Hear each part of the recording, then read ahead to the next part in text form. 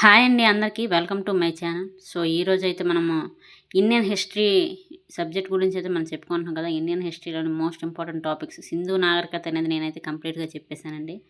ఎవరైతే చూడకపోతే కొత్తగా ఈ ఛానల్ చూస్తే వాళ్ళ ముందు సింధు నాగరికత అనే టాపిక్ని అయితే చూడండి. నేను ఫుల్గా డీటెయిల్గా డెప్త్గానే చెప్పాను. ఓకేనా. నెక్స్ట్ సింధు నాగరికత తర్వాత వేద నాగరికత మనం చెప్పుకుంటున్నామండి. సో వేద నాగరికతలోని ఇంతకుముందు కొన్ని వీడియోలు చేశాను, అది చూడండి. సో అవి చూసాక ఇది చూస్తేనే మీకు అర్థమవుతుంది. మొదటి నుంచి ఫస్ట్ నుంచి చూడండి. ఓకేనా. సో లేట్ చేయకుండా అయితే మనము ఈ వీడియో మొదలు పెడదాం. సో స్మృతి సాహిత్యం అండి, స్మృతి సాహిత్యం. సో ఇందులో ఉపవేదాలు ఉన్నాయండి. ఉపవేదాలు ఎన్ని ఉన్నాయి? 4 ఉంటాయి. అవునా కాదా? సో ఈ ఉపవేదాలు అనేవి 4. ఈ 4 దేనికి ఉపవేదాలు? మనకి అంతకుముందు ఋగ్వేదం, అథర్వవేదం, సామవేదం, యజుర్వేదం ఉన్నాయి కదా. వాటిలన్నిటికీ ఒక్కదానికి ఒక్కొక్క ఉపవేదం ఉంటుందన్నమాట. సో అది దేనికి సంబంధించిందో మనం తెలుసుకుందాం ఇప్పుడు. సో ధనుర్వేదం అండి. ధనుర్వేదం అనేది యుద్ధ విద్యలకు సంబంధించింది అనమాట. సో ఇది ఋగ్వేదానికి ఉపవేదం అనమాట. బాగా గుర్తుపెట్టుకోండి. ఋగ్వేదానికి ఉపవేదం ఏది అని అడిగితే ధనుర్వేదం. అర్థమవుతుందా? So very very important. ఋగ్వేదానికి ఉపవేదం ధనుర్వేదం. సో ఈ ధనుర్వేదం అనేది యుద్ధ విద్యల గురించి అయితే చెప్తుంది. బాగా కేర్ఫుల్గా వినండి, అలాగే కేర్ఫుల్గా నోట్స్ రాసుకోండి విని. సో నెక్స్ట్ ఆయుర్వేదం. ఆయుర్వేదం అనేది వైద్య విధానానికి సంబంధించిందనమాట. సో ఇది అధర్వణ వేదానికి ఉపవేదం అనమాట. అధర్వణ వేదానికి ఉపవేదం ఆయుర్వేదం. నెక్స్ట్ గాంధర్వ వేదం. సో గాంధర్వ వేదం సంగీతానికి సంబంధించింది. ఇది దేనికి ఉపవేదం? సామవేదానికి ఉపవేదం. నెక్స్ట్ శిల్పవేదం. శిల్పవేదం శిల్పకళలకు సంబంధించింది. ఇది దేనికి ఉపవేదం? యజుర్వేదానికి ఉపవేదం. గుర్తుపెట్టుకుని వెరీ వెరీ ఇంపార్టెంట్. ఈ 4 వేదాలకి ఈ 4 ఉపవేదాలు. ఈ 4 ఉపవేదాలు వీటిని తెలుపుతాయి. నెక్స్ట్ వేదాంగాలు ఎన్ని? 6. అవేంటి? శిక్ష, వ్యాకరణం, నిరుక్త, ఛందస్సు, జ్యోతిష్యం, కల్ప. శిక్షను పాణిని చేశాడు సంకలనం. వ్యాకరణం పాణినియే. నిరుక్త యాష్కుడు. అలాగే ఛందస్సు పింగళుడు. జ్యోతిష్యం లగదుడు గరుకుడు. అలాగే కల్ప అశ్వలాయనుడు సాంఖ్యాయనుడు. వెరీ వెరీ ఇంపార్టెంట్, గుర్తుపెట్టుకోండి. సో వీటిని పూర్తిగా వీటి గురించి అయితే మనం తెలుసుకుందాం. శిక్ష సరైన పద్ధతిలో వేదాలను ఉచ్చరించడమే శిక్ష అండి. సో వ్యాకరణం వేదాలను సరైన పద్ధతిలో ఎలా రాయాలో వ్యాఖ్య, నిర్మాణ శైలి, దోషరహితం తెలిపేదే వ్యాకరణం. అలాగే నిరుక్త అంటే శబ్ద ఉత్పత్తిని, పదాల ఆవిర్భావం గురించి అయితే నిరుక్త అనేది చెప్తుందనమాట. అలాగే ఛందస్సు అంటే ఘన విభజన గురించి చెప్తుందనమాట. జ్యోతిష్యం నక్షత్రాలు, గ్రహ కదలికల గురించి అయితే జ్యోతిష్యం అనేది చెప్తుందనమాట. సో కల్ప యజ్ఞ యాగాదుల క్రతువులు ప్రాధాన్యతలు వివరిస్తుంది కల్ప అనేది. సో ఈ కల్ప అనేది 4 రకాలు. కల్ప సూత్రాలు అనమాట. సో ఆ 4 రకాలు ఏంటో తెలుసుకుందాం. కల్ప అనేది 4 రకాలు, 4 సూత్రాలు కలిగి ఉంది. కల్ప సూత్రాలు 4 రకాలు. అందులోని గృహసూత్రం ఫస్ట్ది. గృహసూత్రంలో 16 షోడశ కర్మలు ఉన్నాయండి. ఎన్ని ఉన్నాయి? 16 షోడశ కర్మలు అయితే ఉన్నాయి. అందులోని ఇంపార్టెంట్వి మనం తెలుసుకుందాం. గర్భాధారణ అనేది ఒకటవది. అలాగే 10వది ఏంటంటే విద్యారంభం. అలాగే 11వది ఏంటి అంటే ఉపనయనం. అలాగే 15వది ఏంటంటే వివాహం గురించి. అలాగే 16వది ఏంటంటే అంత్యస్థ గురించి చెప్తుంది. అంత్యస్థ అంటే తండ్రి అస్థికలను కుమారుడు నీటిలో కలపడాన్నే అంత్యస్థ అంటారు, అంత్యస్థి అంటారు. ఓకేనా. సో నెక్స్ట్ సూత్రం ఏంటి? సౌత సూత్రం. సౌత సూత్రం అంటే యజ్ఞ యాగాదులు వాటి ఫలితాల గురించి వివరించేదే సౌత సూత్రం. వెరీ వెరీ ఇంపార్టెంట్, గుర్తుపెట్టుకోండి. అలాగే సులువ సూత్రం హోమగుండాల నిర్మాణం గురించి, రేఖా గణితం గురించి వివరించేదే సులువ సూత్రం. అలాగే ధర్మసూత్రం సంఘంలో ఒక వ్యక్తి ఉత్తమ పౌరుడిగా తన బాధ్యతలు అనేవి ఎలా నిర్వర్తించాలో చెప్పేదే ధర్మసూత్రం. ఇవి ఈ కల్ప సూత్రంలో 4 రకాలన్నమాట. వెరీ వెరీ ఇంపార్టెంట్, గుర్తుపెట్టుకోండి. అవి ఏంటవి? గృహసూత్రం, సౌత సూత్రం, సులువ సూత్రం, ధర్మసూత్రం. ఓకేనా. సో కల్ప సూత్రాలు 4 రకాల గురించి మనం అయితే చెప్పుకున్నాము. అవి వేటిని వివరిస్తాయి కూడా మనం చెప్పుకున్నాం. నెక్స్ట్ పురాణాలు. Very important. పురాణాలు అంటే పురాతన రాజులు రాజవంశాల గురించి చెప్పేవే పురాణాలు అనమాట. ఓకేనా. సో ఇవి 18 పురాణాలు అనమాట. సో వీటిని అష్టాదశ పురాణాలు అంటారు. ఏమంటారు? అష్టాదశ పురాణాలు అంటారు. పురాణాలని అష్టాదశ పురాణాలను కూడా అంటారనమాట. అవి ఏంటో తెలుసుకుందాం క్లియర్గా. సో మత్స్య పురాణం, మార్కండేయ పురాణం. ఫస్ట్ది మత్స్య పురాణం, మార్కండేయ పురాణం, బ్రహ్మ పురాణం, బ్రహ్మ వైవర్త పురాణం, భాగవత పురాణం, భవిష్య పురాణం, బ్రహ్మాండ పురాణం, విష్ణు పురాణం, వరాహ పురాణం, వామన పురాణం, అలాగే వాయు పురాణం, అగ్ని పురాణం, పద్మ పురాణం, నారద పురాణం, గరుడ పురాణం, అంగ పురాణం, కూర్మ పురాణం, స్కంద పురాణం. సో ఇవి ఈ 18 పురాణాలు అనమాట. ఓకేనా. సో ఈ 18 పురాణంలోని ఈ మత్స్య పురాణంని శాతవాహనుల పాలన గురించి తెలుపుతుందనమాట. అలాగే బ్రహ్మ పురాణం కూడా ఉన్నాం, భాగవత, భవిష్య పురాణం, బ్రహ్మాండ పురాణాలు కూడా చెప్తాయి అన్నమాట. ఓకేనా. సో వాయు పురాణం కూడా ఉన్నాం. సో ఇవి ఈ 18 పురాణాలు, వాటి కథ. ఓకేనా.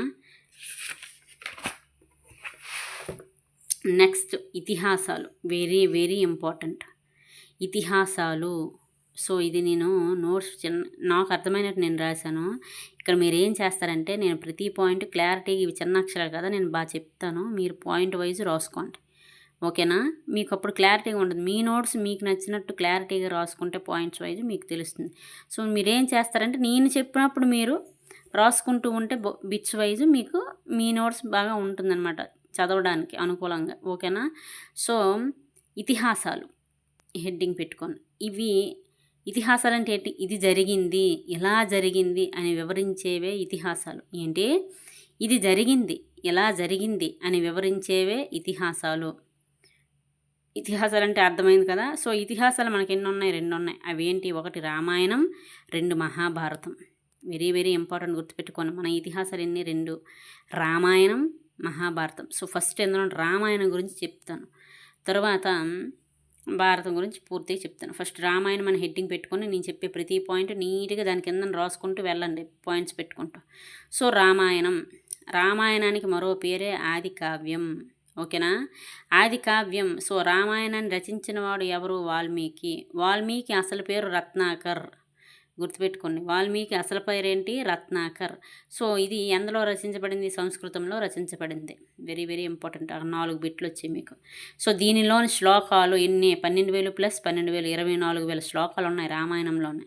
సో దీని అధ్యయనాలను ఏమంటారు, కాండలు అంటారనమాట. ఇవన్నీ 7 కాండలు. అవి ఏంటి, 1 బాలకాండ, 2 అయోధ్యకాండ, 3 కిష్కింధకాండ, 4 సుందరకాండ, 5 అరణ్యకాండ, 7 యుద్ధకాండ, 6 యుద్ధకాండ, 7 ఉత్తరకాండ. ఓకేనా. వీటన్ని బాలకాండ, అయోధ్యకాండ, కిష్కింధకాండ, సుందరకాండ, అరణ్యకాండ, యుద్ధకాండ. అర్థమవుతుందా. ఉత్తరకాండ అనమాట.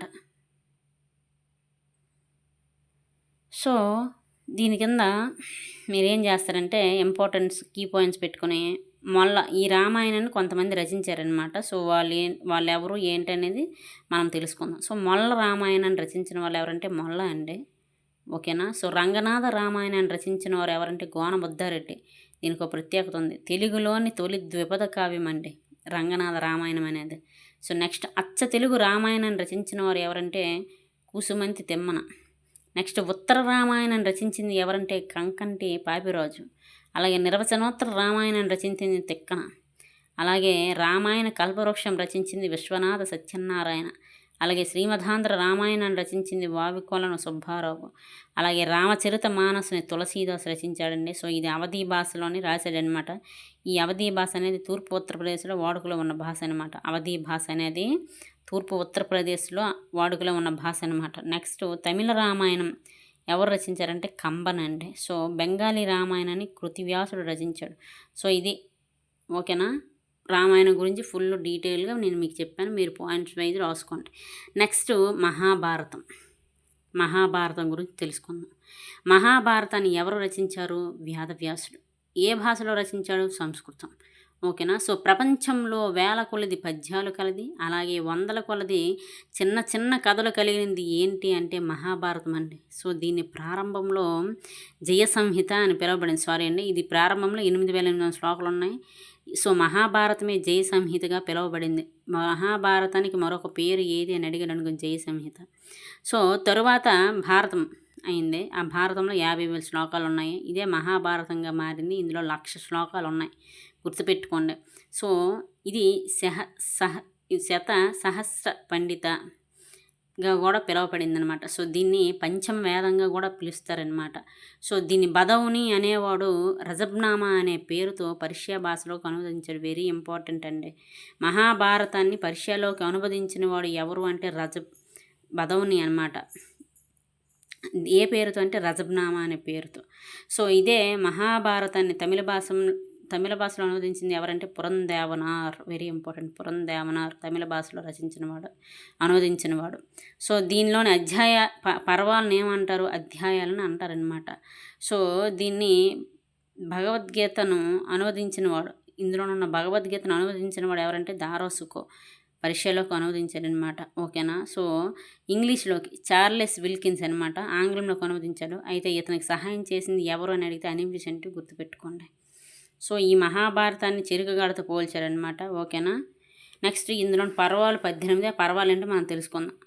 ఆది పర్వం, సభాపర్వం, అరణ్య పర్వం, విరాట పర్వం, ఉద్యోగ పర్వం, భీష్మ పర్వం, ద్రోణ పర్వం, కర్ణ పర్వం, శల్వ పర్వం, స్త్రీ పర్వం, సౌత్తిక పర్వం, శాంతి పర్వం, ఆశ్రమవాస పర్వం, అనుశాసన పర్వం, అశ్వమేధ పర్వం, మౌసల పర్వం, మహాప్రస్థాన పర్వం, స్వర్గారోహణ పర్వం. ఇవి 18 పర్వాలు.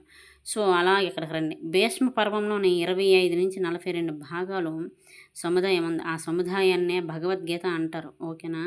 సో భగవద్గీతనే గీతోపనిషత్తు అంటారు, హిందువుల పవిత్ర గ్రంథం అంటారు. సో ఇందులోని శ్లోకాలు ఎన్ని అని అడిగిన భగవద్గీతలోని శ్లోకాలు 701 ఉన్నాయి. సో ఈ 700 శ్లోకాల్లో అధ్యాయాల పేరు ఏంటంటే యోగములు అంటారు. ఓకేనా. యోగములు అంటారు. ఓకేనా. ఇది ఫుల్గా మహాభారతం గురించి మ్యాటర్. సో మీరు ఏంటంటే పాయింట్స్ వైజ్లో నీట్గా మీ నోట్స్లో రాసుకోండి. ఇది నా నోట్స్ కాబట్టి నాకు నచ్చినట్టు నేను రాసుకున్నాను, మీకు నచ్చినట్టు మీరు రాసుకోండి, మీకు అర్థమైనట్టు నీట్గా.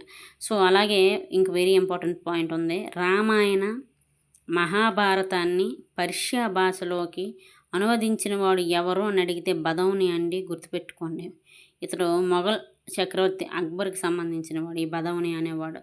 సో ఇది ఈరోజు మ్యాటర్. సో వీడియో కనుక ఖచ్చితంగా నచ్చితే లైక్ చేయండి, షేర్ చేయండి, సబ్స్క్రైబ్ చేయండి.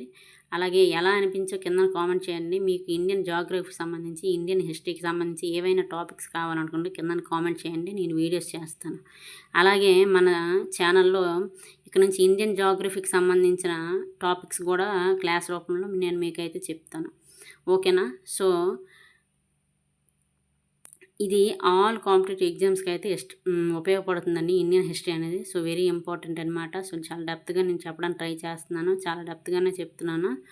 ఓకేనా. నాకు తెలిసినంత వరకు నేను బాగానే చెప్తున్నాను, డెప్త్గా యూస్ఫుల్లే అవుతుందండి అన్ని కాంపిటేటివ్ ఎగ్జామ్స్కి. ఓకేనా. సో నచ్చితే కనుక లైక్ చేయండి, షేర్ చేయండి, సబ్స్క్రైబ్ చేయండి, నన్ను సపోర్ట్ చేయండి. Thank you so much.